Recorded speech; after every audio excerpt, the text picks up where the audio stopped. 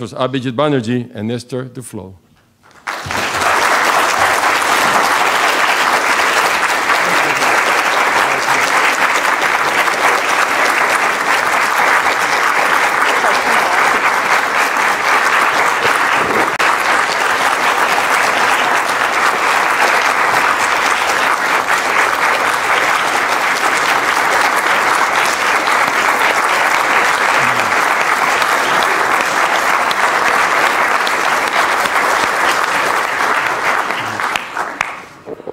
Thank you. It feels a bit like I walked onto the set of a wrong movie.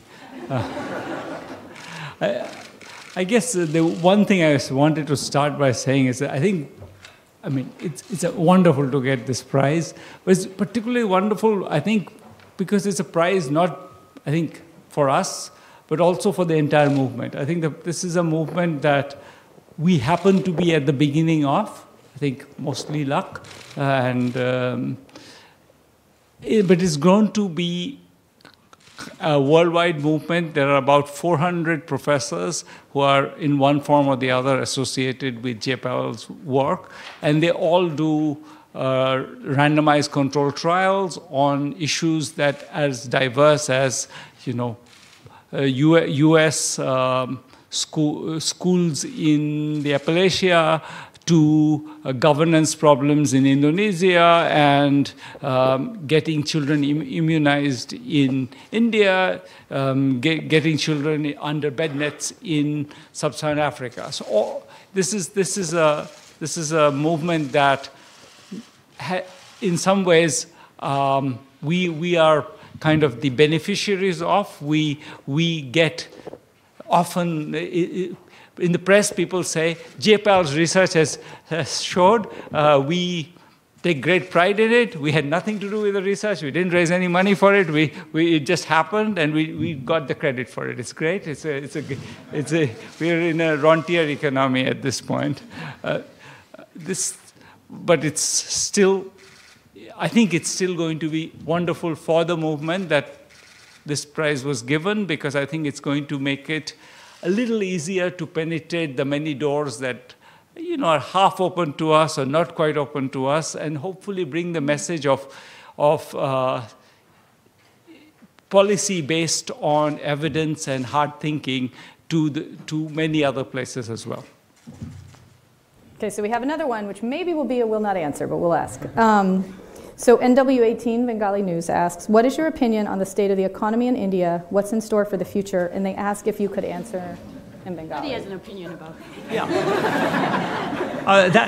That's a statement not about what will work in the future, but about what's going on now. That I'm entitled to have an opinion about, I feel. The economy is doing very badly, in my view. One of the numbers that just came out is the National Sample Survey, which comes out every 1.5 years or so, and it gives you the average consumption in urban and rural areas in India. And the fact that we see in that is that between 2014-15 and 2017-18, that number has slightly gone down. And that's the first time such a thing has happened in many, many, many, many, many years. So that's a very glaring warning sign. There's enormous fight going on in India about which data is right, and the government has a particular view of all data that's inconvenient to it is wrong. But nonetheless, I think that this is something that I think even the government is increasingly recognizing, that there is a problem. So the economy is slowing very, very fast. How fast, we don't know, because there's dispute about data, but I think fast. He did ask if you could do some of it in Bengali. No? Sure. Okay. এখন এর ব্যাপারে কি করা যাবে? What can we do about this? Okay, I'll say the whole thing in Bengali and then translate. এ ব্যাপারে কি করা যাবে? সত্যি কথা বলতে আমি জানি না, তবে যতটুকু বলতে পারি এখনকার মতো এই যে আমাদের মনিটারি পলিসি রেজিম যেটা আছে, যেখানে 4%-এর বেশি 3.5%-এর বেশি ডেফিসিট হবে না, এইসব নিয়ে মাথা ঘামিয়ে লাভ নেই। এক্ষুনি ইকোনমিতে খানিকটা আরও পয়সা আনতে হবে এবং গরিবের হাতে পয়সা দিতে হবে, বড় লোকের হাতে পয়সা দেওয়া নয়, গরিবের হাতে আরও বেশি টাকা আনতে হবে।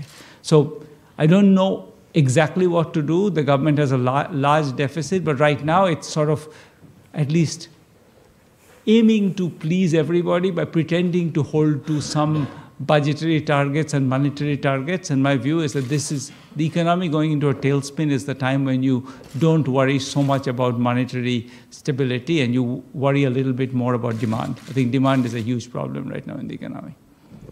Thank you. Julia Hood with Business.